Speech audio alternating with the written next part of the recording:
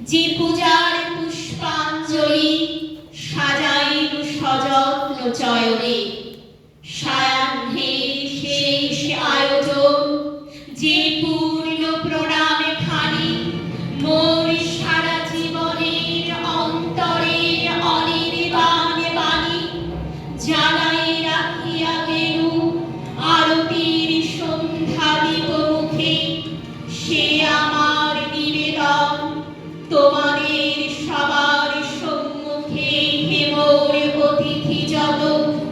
তোমরা এসেছ এই জীবনে, কেহ প্রাতে কেহ রাতে, বসন্তে শ্রাবণ বরিশানে।